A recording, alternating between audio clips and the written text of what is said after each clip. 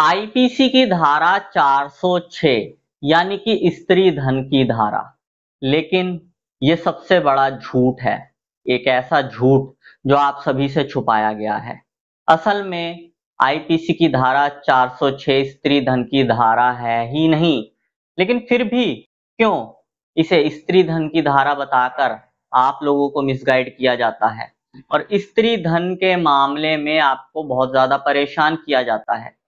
दोस्तों, आज की इस वीडियो में मैं आप लोगों को बताऊंगा कि इस धारा का असली सच क्या है, और इतना ही नहीं, कुछ ऐसे जजमेंट्स भी मैं आप लोगों को बताऊंगा जो आपके केस में आपके बहुत काम आएंगे अगर आपके ऊपर भी दहेज प्रताड़ना के मामले में आईपीसी की धारा 406 यानी कि स्त्री धन जो कि आप लोगों को बताया जाता है ये लगी है। तो दोस्तों, पूरी जानकारी को ठीक से समझने के लिए इस वीडियो को बिना स्किप करे शुरू से लेकर एंड तक पूरा जरूर देखना, कहीं से भी स्किप मत करना, ताकि पूरी जानकारी आप लोगों को ठीक से समझ में आ सके।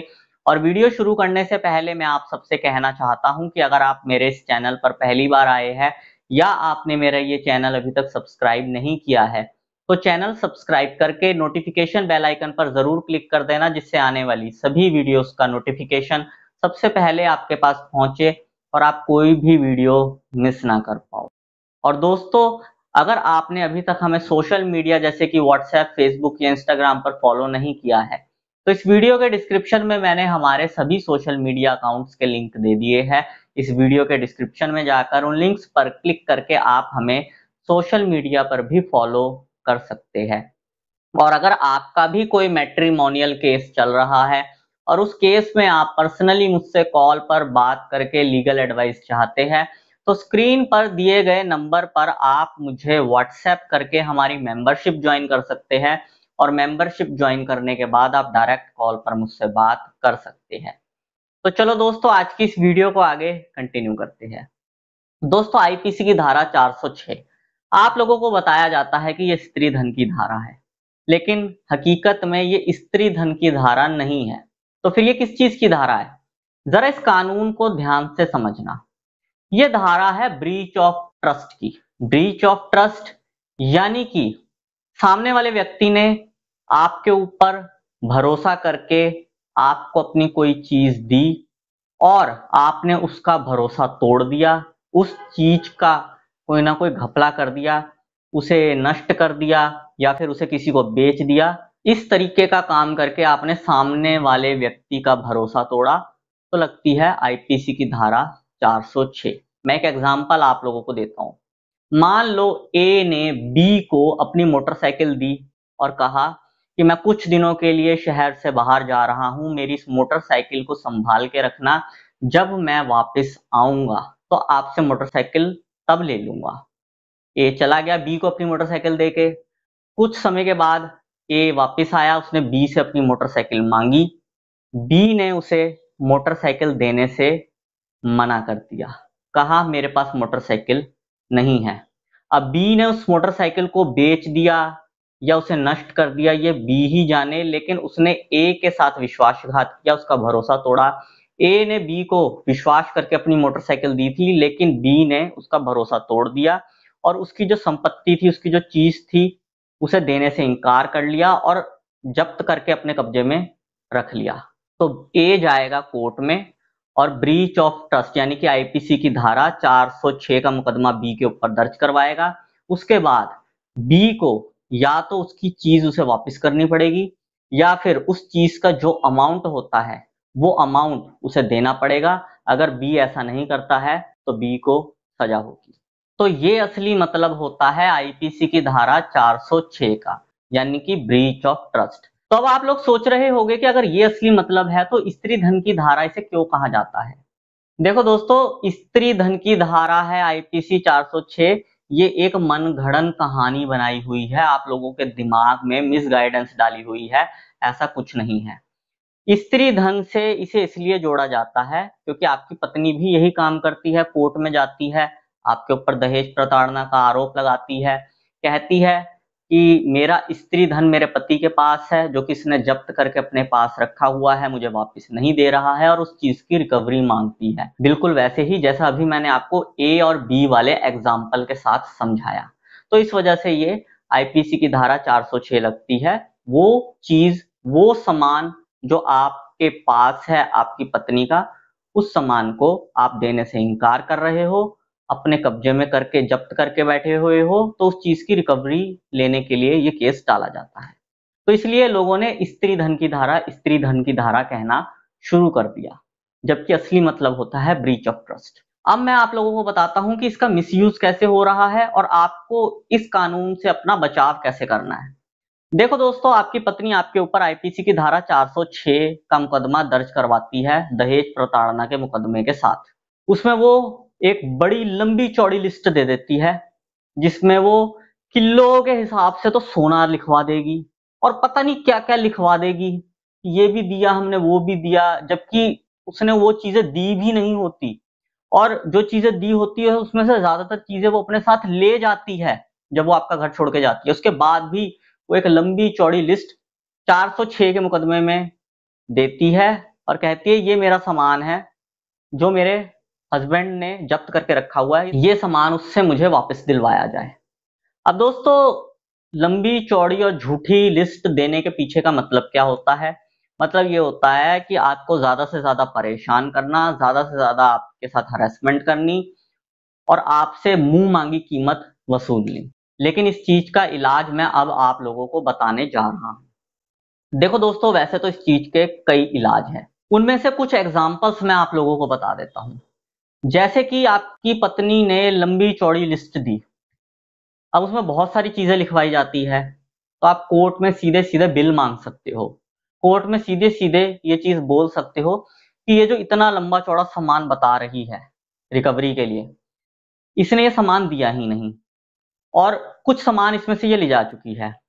अगर वाकई में ये सामान इन्होंने दिया था तो इसके बिल कोर्ट में मंगवाए जाए। और दोस्तों, बिल जो होंगे जीएसटी पेड बिल होने चाहिए।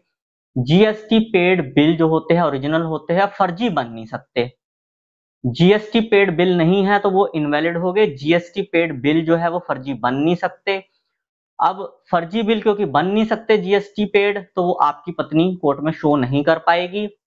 दूसरी चीज, अगर वो जीएसटी पेड बिल फर्जी बनवाती भी है तो जितना भी जीएसटी अमाउंट होगा वो आपकी पत्नी को शोरूम वालों को पे करना पड़ेगा जहां से उसने सामान खरीदा या फिर जहां के वो बिल दिखा रही है।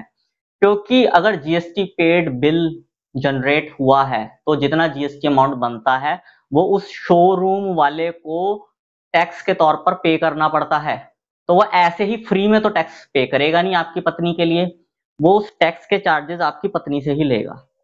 तो ये चीजें हैं, आपकी पत्नी के सामने ऐसी प्रॉब्लम्स आ जाएगी और आप इस झूठी स्त्री धन की लिस्ट से बच सकते हो। एक और बड़ा एग्जांपल है कि अगर मान लो कोर्ट उस चीज के लिए नहीं मान रही है, जीएसटी पेड बिल के लिए, और आपकी पत्नी को कोर्ट में वो चीजें पेश करने के लिए नहीं कह रही है, तो दूसरा ऑप्शन ये है कि वो जितना भी सामान आपकी पत्नी ने लिखवाया है उसका जो टोटल अमाउंट बनता है उसे आप कोर्ट में जमा करवा के ये ऑर्डर करवा सकते हो कि ये अमाउंट कोर्ट में जमा रहे तब तक जब तक इस केस का फैसला नहीं हो जाता कि ये लिस्ट जो मेरी पत्नी ने दी है ये सच्ची है या झूठी है। कोर्ट का जब फैसला हो जाए, जो व्यक्ति सच्चा पाया जाए उसे ये पैसा मिल जाए। पत्नी सच्ची है तो पत्नी को मिल जाए, पति सच्चा है तो पति को मिल जाए। और ऐसे ऑर्डर्स मैंने खुद कोर्ट में बहुत सारे लोगों के करवाए हैं और ये चीज हुई भी है। एंड में पत्नी झूठी ही साबित होती है क्योंकि क्रॉस एग्जामिनेशन के टाइम पर या जो कोर्ट का ट्रायल चलता है उसके टाइम पर सारा सच निकल जाता है कि पत्नी सच बोल रही है या झूठ बोल रही है। तो दोस्तों, एक ये एग्जाम्पल भी है, इस तरीके से भी आप लोग बच सकते हो। अब दोस्तों, मैं आप लोगों को कुछ जजमेंट्स के भी एग्जाम्पल दे देता हूं। देखो, सबसे पहले मैं आप लोगों को देता हूं एग्जाम्पल जमानत के टाइम पर इस प्रॉब्लम को फेस करने के लिए किस तरीके से आप जजमेंट्स का यूज कर सकते हो। देखो दोस्तों, वैसे तो बहुत सारे जजमेंट्स ऐसे हैं जो ये कहते हैं कि जमानत के लिए स्त्री धन की रिकवरी हुई है, ये चीज कंपलसरी नहीं है। स्त्री धन की रिकवरी हुई हो या ना हुई हो, आप आराम से जमानत ले सकते हो। जमानत के लिए स्त्री धन की रिकवरी करवानी जरूरी नहीं है। ऐसे बहुत सारे जजमेंट्स है, सुप्रीम कोर्ट का भी है, अलग अलग हाई कोर्ट के भी है, Punjab and Haryana high court के भी 2-3 जजमेंट्स है। और दोस्तों अगर मैं कोर्ट के ट्रायल की बात करूं तो काफी सारे मामलों में अलग अलग हाई कोर्ट्स ने ये जजमेंट्स भी दिए हैं कि जो सामान लड़की वाले लड़की को शादी में देते हैं और उसके ससुराल वालों को देते हैं, वो स्त्री धन या दहेज नहीं बल्कि गिफ्ट माने जाते हैं। तो आप इस चीज को उन जजमेंट्स का सहारा लेके पलट भी सकते हो। अब दोस्तों जहां तक रही जजमेंट्स की बात, तो आप गूगल पर सर्च करके ऐसे जजमेंट्स ढूंढ सकते हो। बड़े ही आराम से आप लोगों को गूगल पर सर्च करने पर ऐसे जजमेंट्स मिल जाएंगे और अपने केस में उन जजमेंट्स का इस्तेमाल कर सकते हो। और अगर आपको गूगल पर सर्च करने पर ऐसे जजमेंट्स नहीं मिल रहे हैं, तो जो इस वीडियो की स्टार्टिंग में मैंने व्हाट्सएप नंबर आप लोगों को बताया था, उस नंबर पर आप मुझे व्हाट्सएप करके अपने केस की सिचुएशन बताकर मुझसे जजमेंट ले सकते हो। दोस्तों 200 रुपए एक जजमेंट का शुल्क है। तो आप अपने हिसाब से जितने भी जजमेंट लेना चाहते हो उस हिसाब से जजमेंट्स की फीस देकर मुझसे जजमेंट्स की पीडीएफ कॉपी ले सकते हो। दोस्तों उम्मीद करता हूं कि जो जानकारी आज की इस वीडियो में मैं आप लोगों को समझाना चाह रहा था वो जानकारी आप लोगों को समझ आई होगी और आपके बहुत काम आएगी। बाकी अगर आपको भी झूठे मुकदमे में आपकी पत्नी ने फंसाया है तो इस वीडियो के कमेंट बॉक्स में जरूर लिखना, वी वांट जस्टिस। बस यही जानकारी दोस्तों आज की इस वीडियो में मैं आप लोगों को देना चाहता था। उम्मीद करूंगा आपको ये जानकारी पसंद आई होगी। अगर आपको ये जानकारी पसंद आई हो तो इस वीडियो को लाइक जरूर कर देना। इस वीडियो को बाकी लोगों के साथ भी शेयर कर देना ताकि बाकी लोगों तक भी ये जानकारी पहुंच सके। और अगर आप लोगों का मेरे लिए कोई सजेशन हो तो कमेंट बॉक्स में जरूर लिखना। मैं मिलता हूं आपसे अगली वीडियो में। Thank you very much.